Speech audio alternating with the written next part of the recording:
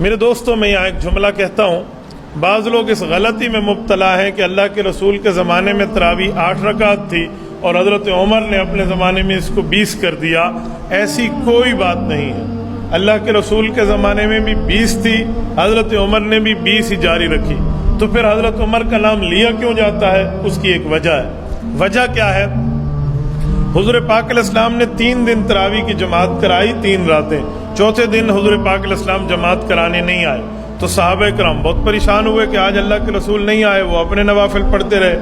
اللہ کے رسول صبح آئے نماز کے وقت تو فرمایا مجھے پتہ تھا تم آئے ہوئے ہو، لیکن یہ ابو داؤد شریف کی روایت ہے، لیکن میں نہیں آیا اس وجہ سے کہ مجھے اس بات کا خوف تھا کہ اگر میں نے اب بھی چوتھے دن جماعت کرا دی نا تو آسمان سے وحی اتر آئے گی اور تمہارے اوپر فرض ہو جائے گا۔ خشیت ان یکتب علیکم، صحیح بخاری میں ہے، مجھے اس بات کا خدشہ تھا کہ کہیں وحی آ جائے اور تمہارے اوپر فرض ہو جائے تو تم مشکل میں پڑ جاؤ گے، لہذا آپ گھروں میں پڑھو۔ حضور پاک علیہ السلام نے گھروں میں اجازت دی۔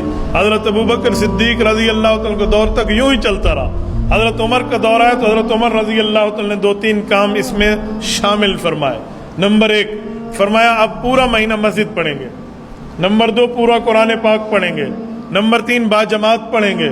نمبر 4 پورا مہینہ پڑھیں گے۔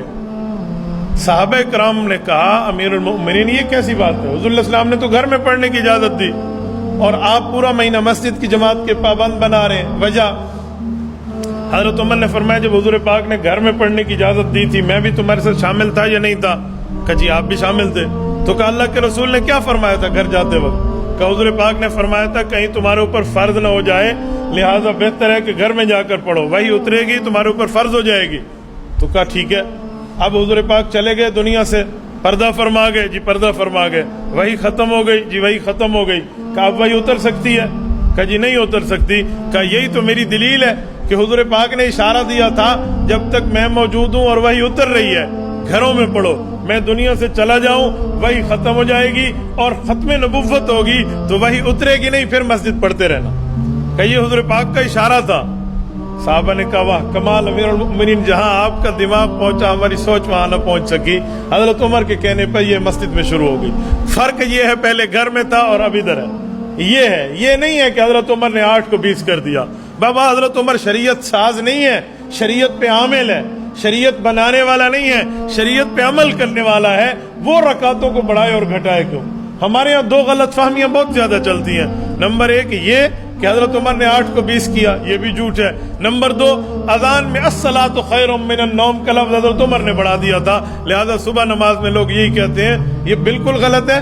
سنن ابی داود میں امام ابو داود سلیمان بن الاشعث السجستانی رحمۃ اللہ علیہ روایت لائے ہیں، یہ رسول اللہ صلی اللہ علیہ وسلم سے لفظ ثابت ہے، اور اللہ کے رسول نے فرمایا بلال سے اذان میں کہا کرو، یہ بہت اچھا لفظ ہے۔ تو ہمارے ہاں یہ الٹی گنگا بہ رہی ہے، اس غلط فہمی کو صحیح کرنے کی ضرورت ہے۔ تو تراویح یوں ہی چلی ہے، پھر صحابہ کرام کے دور سے لے کر آج تک تقریباً 1300 ساڑھے 1300 سال ہونے کو ہے، امت آج تک تراویح پر قائم ہے، کم از کم 20 رکعت ہے، اور زیادہ فقہ مالکیہ میں تو 36 ہے۔ آپ کہیں گے 36 کیسے ہے؟ امام مالک رحمۃ اللہ علیہ مدینہ منورہ میں رہتے تھے اور مکہ مکرمہ میں رہنے والے جو مقتدی تھے وہ کہتے تھے ترویہ کا معنی ہے 4 رکعت بعد تھوڑا سا وقفہ کر لو، تو اس وقفے میں ہم ایک طواف کیوں نہ کر لیں؟ وہ ایک طواف کر لیتے، پھر اگلی 4 رکعت، پھر 4 رکعت پوری ہوتی، پھر ایک طواف کر لیتے، پھر اگلی 4 رکعت۔ تو امام مالک رحمۃ اللہ کو اس کا علم ہوا تو مدینہ کے لوگوں نے مشورہ کیا کہ ہمارے پاس کعبۃ اللہ تو نہیں ہے، ہم کیا کریں؟ لہٰذا ہمیں بھی تو کوئی عبادت بڑھانی چاہیے نا۔ تو انہوں نے ہر 4 رکعت کے بعد 2 رکعت نماز نفل مزید ویسے اللہ سے مانگنے کے لیے پڑھ لی بطور ترویہ، راحت آرام کے لیے، تو یوں 36 بن گئی، یہ 16 رکعت اس کے نفل ہے سنت 20 رکعت۔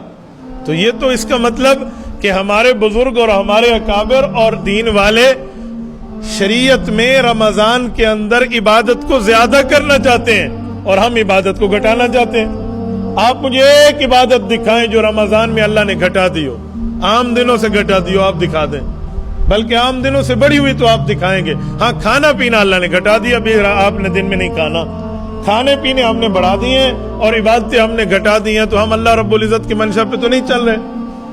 اچھا 20 رکعت تراویح جو ہے اس کا بہت بڑا اجر بھی ہے، اس میں 40 مرتبہ اللہ پاک کو بندے کا وہ قرب ملتا ہے جو عام دنوں میں نہیں ملتا۔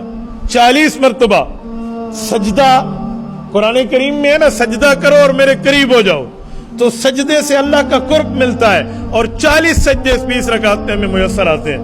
हजरत डॉक्टर अब्दुल हई आरफी, अल्लाह इसकी कब्र पे करोड़ों अरबों रहमत नाज़िल फरमाए, बंदा एक सजदा करता है, झुकता सजदे में इसकी रूह को रब बुलंदी देता है, का ये 40 मरतबा पैकेज तुम्हें इस तरावी में मिल जाता है। बड़े बंदों की बड़ी बातें होती हैं।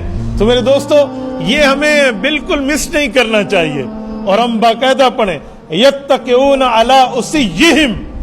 इमाम मालिक फरमाते हैं सहाबा किराम में कुछ बूढ़े हजरात आते और अगर खड़े हो जाते तो खड़े होकर नमाज पढ़ते, वरना अपनी लाठी पर टेक लगाकर तरावी में ठहर जाते।